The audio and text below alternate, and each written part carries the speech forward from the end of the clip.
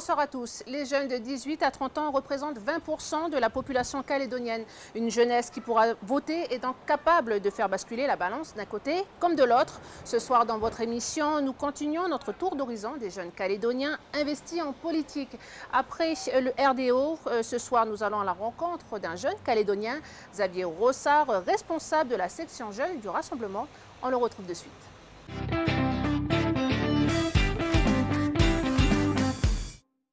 Xavier Rossard, bonsoir. Bonsoir. Parlons jeunes, c'est le nom d'une rencontre que vous organisez pour les jeunes. Ce rendez-vous se déroule en ce moment même à l'endroit, un bar de Nouméa. C'est un rendez-vous qui vise à mieux comprendre le référendum. Est-ce que vous estimez que ça reste encore assez flou pour la jeunesse calédonienne? Alors oui, l'idée de ce rendez-vous que l'on a intitulé Parlons jeunes, c'est que les jeunes calédoniens ne s'intéressent pas à la politique et à la vie politique. C'est le constat que l'on a fait, et donc on a décidé de créer ce rendez-vous afin de mieux informer les jeunes. Et comment on va le faire? C'est qu'en fait, on va appeler ça des jeunes initiés à la vie politique, vont parler, vont discuter sur des thématiques précises aux jeunes calédoniens qui seront présents ce soir, et ça nous permettra en fait d'évoquer des sujets qui concernent réellement la jeunesse calédonienne, comme les bourses, l'éducation, le sport, la culture. Et on espère fédérer le maximum de jeunes ce soir et qui puissent comprendre et aborder le plus facilement le référendum qui se prononce. Avant de poursuivre, je vous propose de regarder cette vidéo que vous avez réalisée. Elle invite la jeunesse à connaître les enjeux du référendum.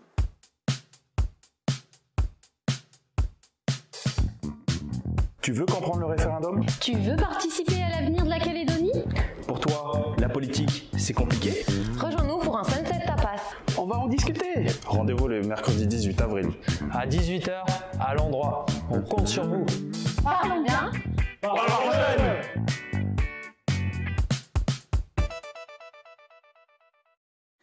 Pensez-vous que les élus ont été capables d'expliquer clairement les enjeux du référendum à la jeunesse de ce pays? Alors justement, non, c'est bien pour cela que l'on crée ce genre de rendez-vous. L'idée, c'est d'en créer au moins un par mois jusqu'au référendum. Et vous voyez, ce soir, nous, on a décidé d'inviter Thierry Santa, qui est président du Congrès, et Virginie Ruffnac, qui est la secrétaire générale du Rassemblement, pour justement que ces élus prennent conscience des problématiques liées à la jeunesse, et que également les jeunes puissent interpeller directement ces élus et responsables politiques pour que justement il y ait une prise de conscience et qu'on puisse aborder ce référendum le plus sereinement possible. Le FLNKS va envoyer des référents dans les 4 coins de la Nouvelle-Calédonie pour informer la population. Vous avez ce genre de rencontre. Qu'est-ce que vous allez faire? Alors nous également, hein, on a décidé, comme je vous le disais tout à l'heure, d'organiser des rencontres chaque mois. On va les délocaliser. On a une rencontre qui s'organise en ce moment même sur la commune de Bourail, au centre de la Nouvelle-Calédonie. Une rencontre également qui va s'organiser, je pense, sur Pointe-Dimier lors des prochaines vacances scolaires, puisque on sait que c'est un peu plus facile pendant les vacances scolaires. Donc nous aussi, également, on va délocaliser ce rendez-vous et on ira à chaque fois avec des jeunes initiés, comme je vous disais tout à l'heure, et avec des responsables politiques à la rencontre des jeunes et justement recueillir aussi les informations que les jeunes voudront bien nous faire passer. Ce qui intéresse la population, c'est de savoir en quoi ce référendum va changer le quotidien, leur quotidien. Les non-indépendantistes le disent haut et fort, que sans la France, la Calédonie s'appauvrirait. Comment? Alors, on voit très bien que cette question est sur toutes les lèvres. Il y a un chiffre de 155 milliards qui est évoqué par les deux camps. C'est 152 milliards qui sont transférés de l'État à la Nouvelle-Calédonie. Sans ces 155 milliards, il faudrait tout simplement, on a fait les calculs, soit multiplier les impôts par 7, soit baisser l'ensemble des salaires de 40%. On voit très bien qu'aujourd'hui, c'est des conditions, c'est impossible à mettre en œuvre. Ces 155 milliards, elles servent à payer justement tout ce qui a été transféré à la Nouvelle-Calédonie, toutes les compétences transférées, l'enseignement par exemple, qui fait partie du package. Et donc sans ces 155 milliards, on voit très bien que soit on baisse notre niveau de vie et du coup notre qualité de vie, et je pense que les Calédoniens ne sont pas prêts à le faire, soit il faudrait trouver d'autres sources de financement, et je vous ai expliqué, voilà, c'est multiplier par 7 les impôts, c'est pas possible. Donc vous dire que c'est pour éviter d'appauvrir les gens, mais c'est quand même déjà le cas pour 53 000 personnes. C'était le cas en 2008. L'écart entre les revenus les plus pauvres et les plus riches s'agrandit. 10% des plus riches touchent 7 fois plus que 10% les plus pauvres, et pourtant nous n'avons jamais quitté la France. Aujourd'hui, beaucoup de familles ont du mal à boucler leur fin de mois et à poser du pain sur la table, et pourtant nous n'avons jamais quitté la France. Vous ne pensez pas que c'est peut-être un faux débat pour cette partie de la population? Je ne pense pas que ce soit un faux débat, puisque... Qu'est-ce que ça va changer pour eux? Vous savez, aujourd'hui, sans la France, donc sans ces 155 milliards, je vous ai expliqué pourquoi, ça va être compliqué pour l'ensemble des familles calédoniennes. Je suis conscient qu'effectivement, il y a 53 000 personnes qui vivent encore sous le seuil de pauvreté. Cette situation, effectivement, ne s'est pas arrangée depuis 2008. Mais je ne vois pas, effectivement, sans la France, comment on pourrait arranger cette situation. Effectivement, il y a un travail aujourd'hui de réforme fiscale, on l'entend très bien avec la TGC. Ces réformes fiscales, il faut que les politiques calédoniens les mènent. Et je pense que sans l'appui de la France, ces réformes seraient impossibles. Alors, il y a eu beaucoup d'articles sur la Nouvelle-Calédonie, sur le référendum, dans la presse française, articles qui publient parfois sur leur page Facebook. Donc par curiosité, j'ai été lire les commentaires sous ces articles, et on va dire que 80 voire 90% des commentaires écrits par les Français eux-mêmes, ceux qui vivent en France, nous traitaient de profiteurs, que la France nous engraissait. Ça touche au niveau de la fierté. Pourquoi rester dans une France qui, dans la population, ne veut pas de nous? Je pense que vous savez, ce constat, il est pour tous les Outre-mer. Il y a aujourd'hui énormément de problèmes à Mayotte. Il y en a d'autres aussi en Guyane, en Guadeloupe. Et je pense qu'effectivement, les Français métropolitains réagissent toujours de la même manière. Ensuite, je pense que c'est un manque de connaissance de la part de ces gens-là, puisque la Nouvelle-Calédonie apporte aussi également beaucoup à la France. Il y a la zone économique exclusive. Il y a les richesses de notre pays, nickel, il y a les richesses marines. Et je pense que, effectivement, c'est un peu facile de réduire le débat qu'à une histoire d'argent. Et je pense qu'il y a un gros manque d'informations de la part de la population métropolitaine. Et je peux vous dire que les métropolitains qui sont de passage en Nouvelle-Calédonie n'ont pas du tout le même langage, n'ont pas du tout le même discours. Alors, on le sait, la France transfère chaque année de moins en moins.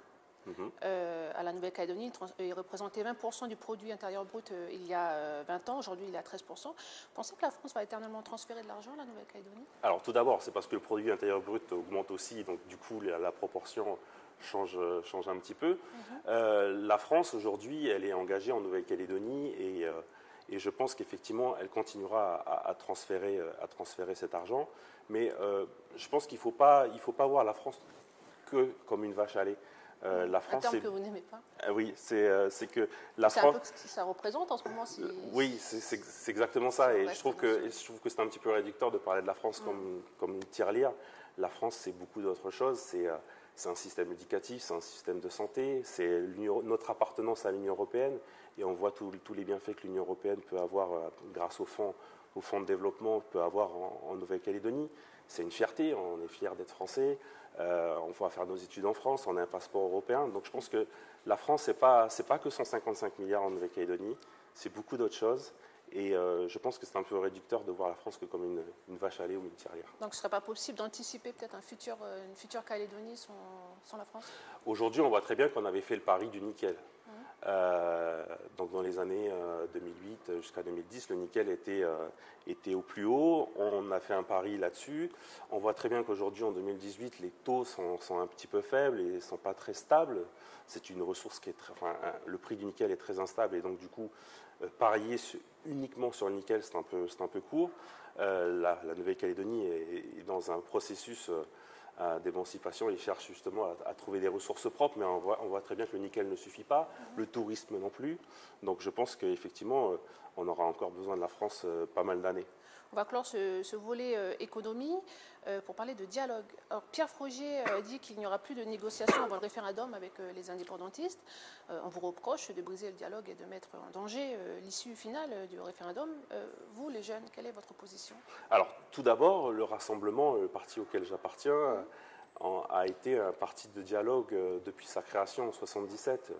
Il est signataire des accords de Matignon-Oudinot, signataire de l'accord de Nouméa. On a toujours prôné le dialogue. Pierre Frogier a toujours défendu la recherche d'un troisième accord en partenariat avec les indépendantistes et l'ensemble des Calédoniens. Et force est de constater qu'on n'a pas pu aboutir à ce troisième accord et à la recherche de ce consensus. Et donc, effectivement, en décembre 2017, lors d'un comité directeur, notre président nous a demandé justement de s'engager pleinement dans cette campagne référendaire et effectivement à prononcer les propos que vous donnez. Je tiens juste à rappeler que, effectivement, jusqu'au 4 novembre 2018, on sera dans une campagne référendaire qui va cliver les gens. C'est justement quelque chose que nous, le Rassemblement, on voulait éviter, et les jeunes du Rassemblement, on voulait éviter. Mais rien n'est dit, enfin, c'est ce que nous, on souhaite, c'est que le 5 novembre au matin, avec le résultat qui sera certainement un non massif à l'indépendance, tous les partenaires se remettent autour d'une table et dialoguent, puisque c'est ce que nous souhaitons, ce qu'on a essayé de faire, mais qu'on n'a pas pu faire. L'idée, c'est que justement, le 5 novembre, tous les partenaires politiques se mettent autour d'une table, et j'espère bien que les jeunes, justement, seront représentés, puisque c'est le vœu que je fais, que les jeunes soient représentés pour qu'on puisse à nouveau réussir à créer un consensus et à construire une communauté de destin. Justement, entre-temps, vous avez prévu des rencontres avec les jeunes indépendantistes? Alors, effectivement, c'est une idée qu'on a eue. On n'a pas pu la mettre encore en place, mais j'ai bien l'intention de le faire parce que je pense que l'opposition loyaliste indépendantiste doit, après ce référendum, disparaître. Je pense qu'il faut que jusqu'au 4 novembre, je pense qu'effectivement, ça sera compliqué, mais il faudra qu'on essaie de se rencontrer. Mais justement, il faudra qu'on oppose nos idées pour qu'on puisse construire quelque chose ensemble. Et la jeunesse calédonienne doit participer à la construction de ce destin.